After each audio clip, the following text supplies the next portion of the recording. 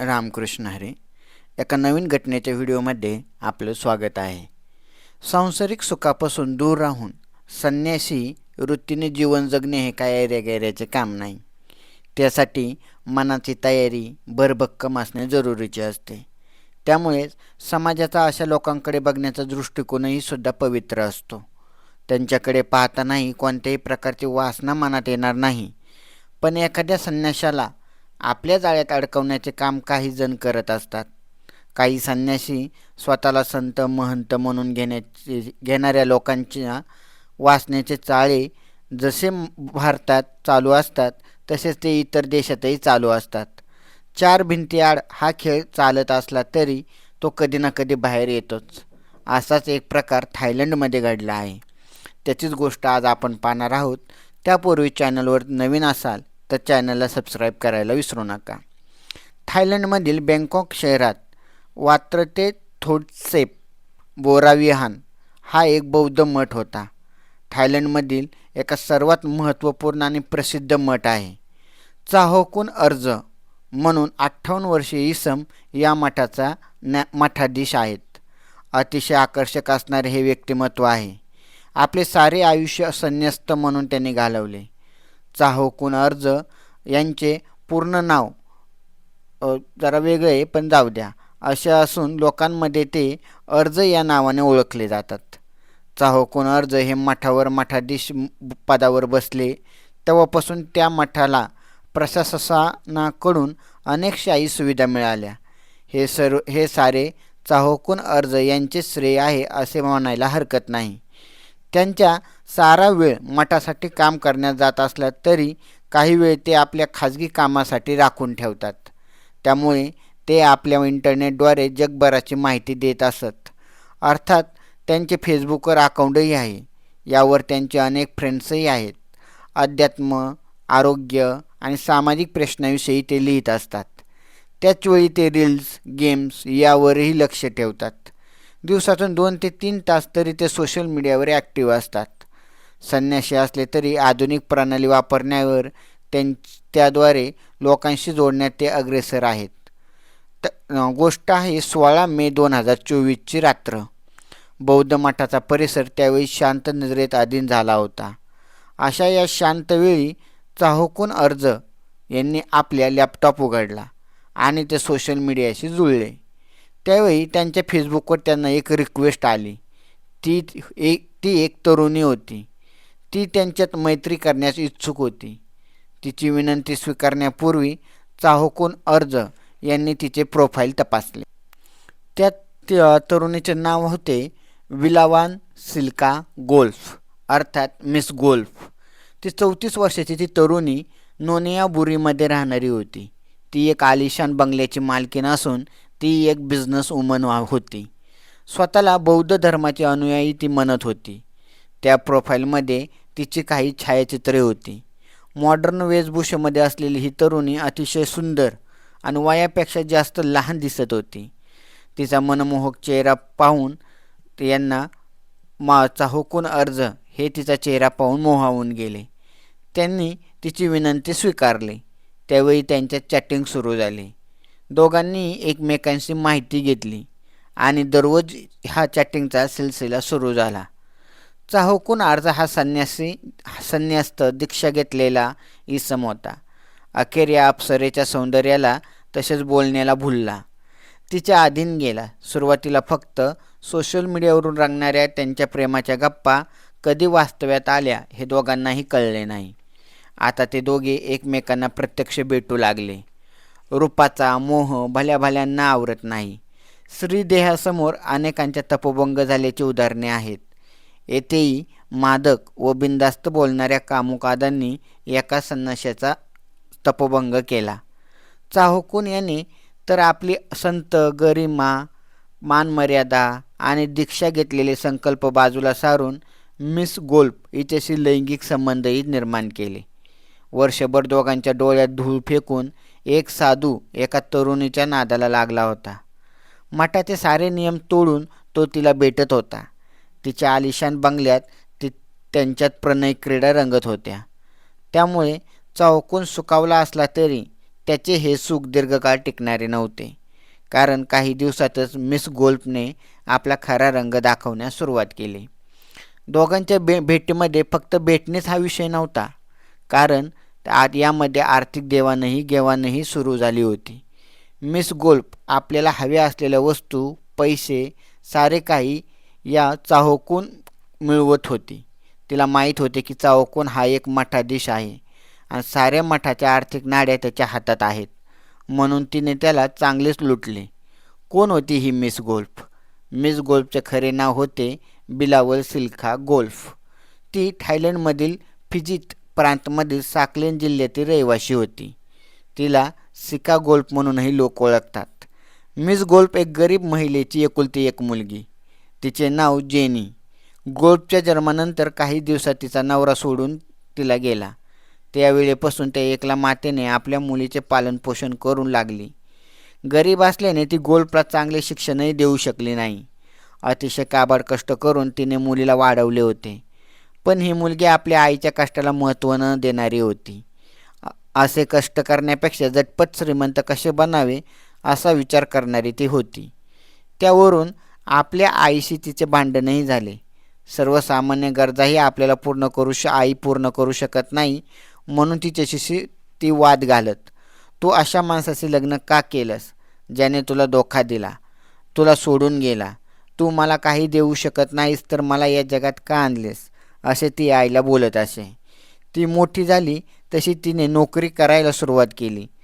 आता ती स्वतःच्या पायावर उभी राहिली होती. त्यातच तिची आई आजारपणाने मरण पावली आणि गोल्फला रान मोकळे झाले. तिने आपले घर, आईचे दागिने विकले आणि ती बँकॉकमध्ये आली.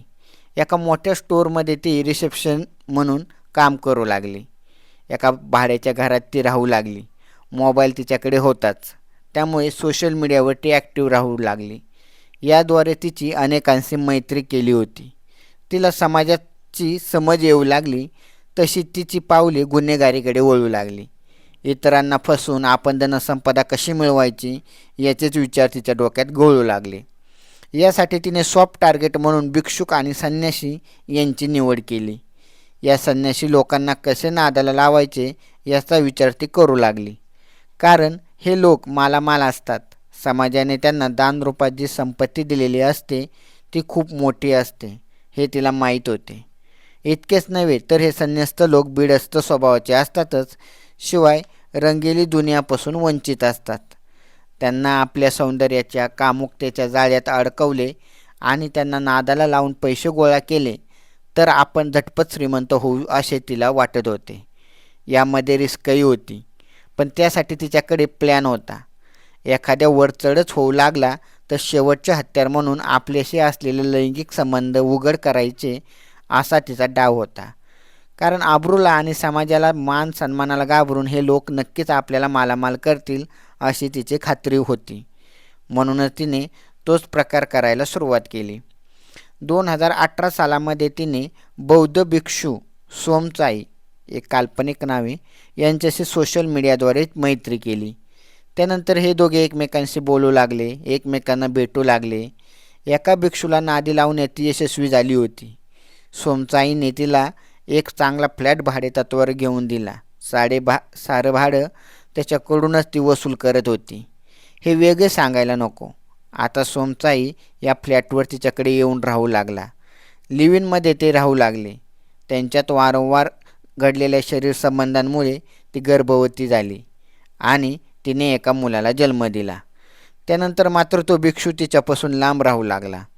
यावेळी तिने त्याला सोशल मीडियावर बदनाम करण्याची धमकी दिली आणि त्याच्यापासून वाचवण्यासाठी त्या भिक्षूने तिला जवळजवळ 75 लाख रुपये दिले आणि दरवर्षी मुलाच्या पालनापोषणासाठी तिला $2.25 लाख देण्याचे त्याने मान्य केले. त्यानंतर दोघांनी एकमेकांशी भेटण्याचा संबंध सोडून दिले. यानंतर मात्र मिस गोल्फ आणखीनच भरारी घेऊ लागली.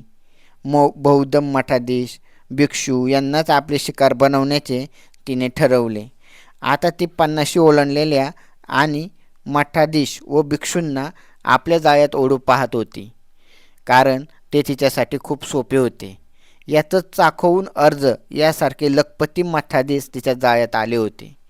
ती या लोकांना आपल्या कामुकतेच्या जाळ्यात अडकून लागली होती. तिने घेतलेल्या आलिशान बंगल्यातील बेडरूममध्ये तिने छुपे कॅमेरे बसवले होते. त्याद्वारे अनैतिक संबंधाचे चित्रीकरण करून लागली आणि तेच व्हिडिओ ब्लॅकमेलिंगसाठी वापरू लागली. पण हे काही दिवस चालणारे नव्हते. कधी ना कधी पापाचा अंत होणारच. तिच्या पापाचा गाडा भरला आणि दिनांक 14 जून 2025 रोजी तिच्या अधोगतीला सुरुवात झाली. याची सुरुवात खुद्द मिस गोल्फ हिनेच केली. तिने जणू स्वतःसाठी स्वतःच खड्डा खणला.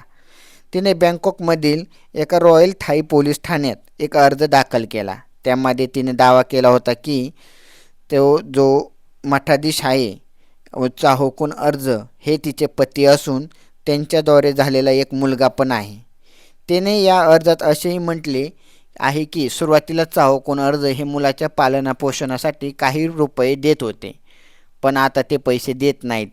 त्यांनी आपल्या मुलासाठी भारतीय चलनानुसार साधारणतः 75 लाख रुपये द्यावेत असा तिने अर्ज केला होता. एका 58 वर्षीय मठाधीशाने एका तरुणीशी अनैतिक विवाहबाह्य संबंध ठेवून तिला गर्भवती केल्याची बातमी जनतेत पसरायला वेळ लागला नाही. लोकांचा या संन्याशाकडे बघण्याचा दृष्टिकोन बदलू लागला. पोलीस प्रशासनानेही या प्रकरणाची सखोल चौकशी करून गेली. यासाठी केंद्रीय जे अन्वेषण विभाग आहे त्यांचे जनरल येते त्यांच्या नेतृत्वाखाली एक विशेष पोलीस पथक गठीत करण्यात आले आणि बँकॉकमध्ये प्रसिद्ध असलेल्या त्या बोरा विहान मंदिरावर पोलिसांनी चाहोकून अर्ज याला पकडण्यासाठी छापा मारला, पण तो त्या ठिकाणी नव्हता. तसेच इतर भिक्षुकांकडून अशी माहिती मिळाली की तो लाओस येथे पळून गेला आहे. त्यानंतर पोलिसांनी मठाचे आर्थिक व्यवहार तपासले असता चाहोकून अर्ज याने मंदिराच्या अकाउंटमधून जवळजवळ 80 कोटी रुपये आपल्या खाजगी खात्यात जमा केले.